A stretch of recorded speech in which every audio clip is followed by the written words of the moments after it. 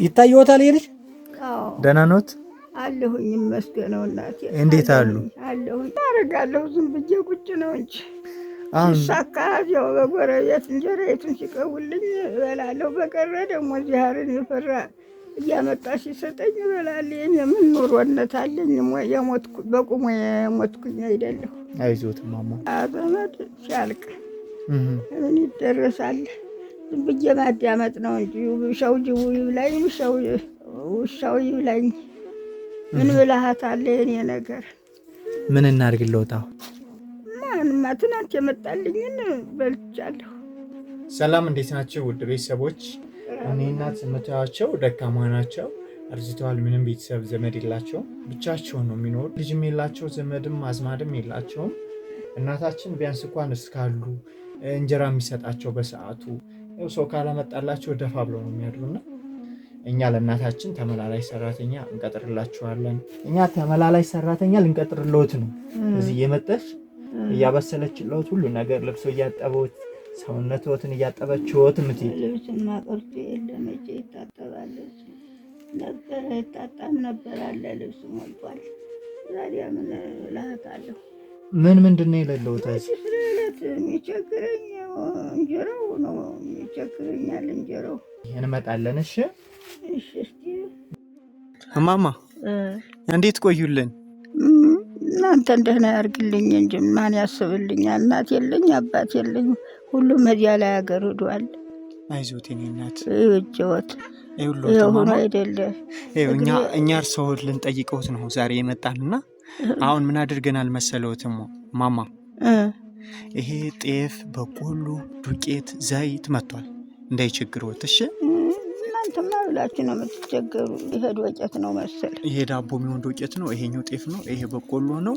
አሁን እኛ ያደረግንልዎት አንዲት ልጅ እርስዎን እንድትንከባከብ፣ ወጥ እንድትሰራልዎት፣ ልብስ እንድታጥብልዎት፣ ሰውነትዎትን እንድታጥቦት በብር ቀጥረንልዎታል። እርስዎን እንድታገለግል ማለት ነው። ቤተሰቦቼ እንግዲህ ለሙሃይ አንዲት እህታችን 2500 ብር በወር እየከፈልን ቀጥረንላቸዋል። ለዘው ጎረቤት ናቸው። ለ3 ወር ደመወዝ ለልጅቱ ማለት ነው የከፈሉልዎት። ይሄን ቀለቡን የገዙልዎት ሰዎች ልነግርዎት ነው፣ ይመርቃሉ። እሺ ጽጌ ማርያም፣ ሐመረ ድንግል፣ ፍቅርተ ማርያም የመንጭ ዱርድ ሰዎች ናቸው። ሌላ ውጭ ሀገር ነው ያሉና ሰዎቹ አዎ እነሱ ናቸው አሁን የነገርኩት።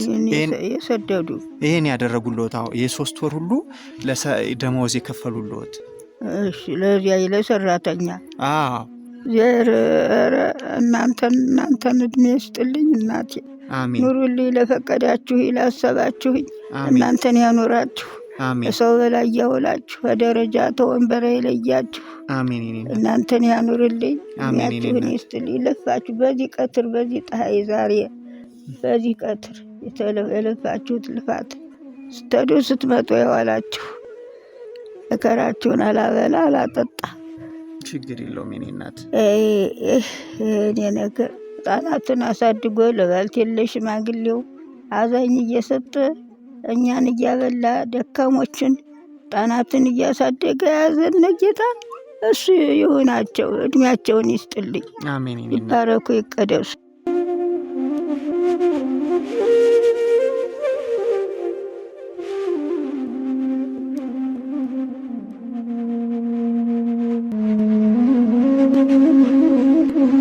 ማማን ገላዋን ታጥቢያለሽ፣ ልብስ ታጥቢያለሽ፣ ምሳ ትሰሪያለሽ፣ እንጀራ ትጋግሪያለሽ።